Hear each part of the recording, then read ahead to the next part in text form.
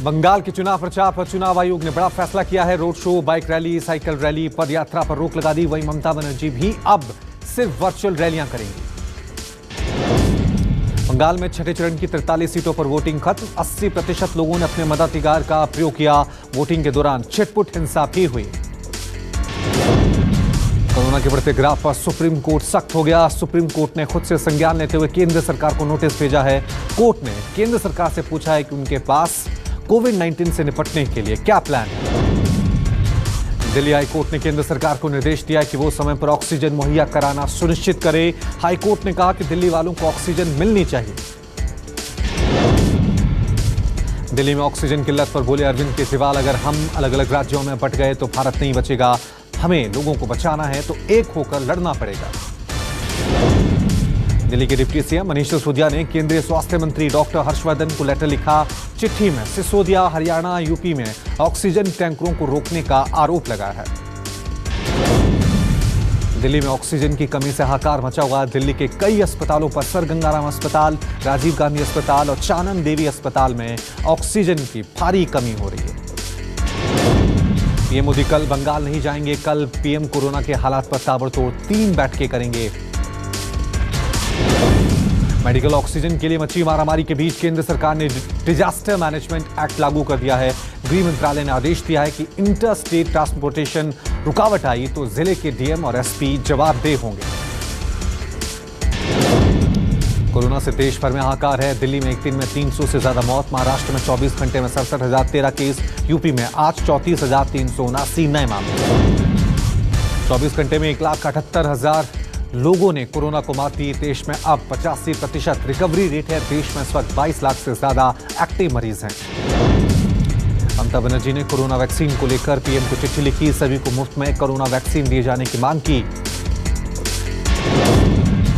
Corona के बढ़ते मामलों को देखते हुए अमरनाथ यात्रा के लिए रजिस्ट्रेशन पर अस्थायी रोक लगाई गई है। अमरनाथ यात्रा श्राइन बोर्ड ने कहा कि स्थिति सुधरने पर रजिस्ट्रेशन दोबारा खोल दिया जाएगा। रेमडेसिविर इंजेक्शन को लेने के लिए कई शहरों में लंबी कतारें देखी जा रही हैं। छत्तीसगढ़ के रायपुर में इंजेक्शन के लिए कतारों में मरीजों के तीमारदार लगे हुए हैं। मेडिकल स्टोर्स बंद हैं, बावजूद इसके तीमारदार लाइन में लगे हैं। रेमडेसिविर को लेकर नालंदा मेडिकल कॉलेज ने जारी की चिट्ठी। अस्पताल के अधीक्षक की तरफ से निर्देश जारी किया गया है कि कोई भी डॉक्टर रेमडेसिविर प्रिस्क्राइब ना करें। WHO ने भी रेमडेसिविर को नकार दिया है। जयपुर में रेमडेसिविर इंजेक्शन की कालाबाजारी करते 6 लोगों को गिरफ्तार किया। पुलिस को बरामद इंजेक्शनों के नकली होने का शक। पाबंदियों के बीच भी मुंबई से श्रमिकों का पलायन जारी है। कुर्ला में मजदूरों की भारी भीड़ देखी गई। मुंबई से प्रवासी मजदूर जल्द से जल्द अपने घर पहुंचना चाहते हैं। पंजाब में कोरोना के बढ़ते मामलों पर कैप्टन सरकार सख्त है। राज्य में कोविड-19 नियमों का उल्लंघन करने वालों पर केस दर्ज। पिछले 24 घंटे में 130 मामले दर्ज किए गए। पंजाब में ऑक्सीजन की कमी पर सीएम कैप्टन अमरिंदर सिंह ने केंद्र को लेटर लिखा। सीएम ने रोजाना 120 एमटी मेडिकल ऑक्सीजन की सप्लाई करने की अपील की है। कोटा में कोविड अस्पताल में ऑक्सीजन सप्लाई ठप होने पर वेंटिलेटर पर ही महिला ने दम तोड़ा। महिला की मौत के बाद परिजनों ने अस्पताल में जमकर हंगामा किया। सीपीएम नेता सीताराम येचुरी के बेटे आशीष येचुरी का कोरोना से निधन। करीब 2 हफ्तों से उनका इलाज चल रहा था। आशीष ने गुरुग्राम के मेदांता अस्पताल में आखिरी सांस ली। दिल्ली के पूर्व स्वास्थ्य मंत्री ए.के. वालिया का कोरोना से निधन। वरिष्ठ कांग्रेस नेता ए.के. वालिया शीला सरकार में स्वास्थ्य मंत्री थे। अपोलो अस्पताल में वालिया का इलाज चल रहा था। यूपी के डिप्टी सीएम दिनेश शर्मा पत्नी समेत कोरोना पॉजिटिव। दिनेश शर्मा ने खुद ट्वीट करके ये जानकारी साझा की। खुद को किया होम आइसोलेट। संपर्क में आए लोगों को कोरोना टेस्ट कराने की सलाह दी।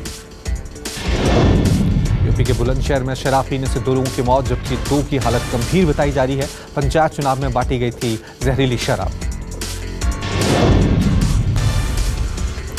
पंजाब के फरीदकोट में बेटे ने ही पिता को मौत के घाट उतारा। अपने नौकर और दोस्त के साथ मिलकर वारदात को अंजाम दिया।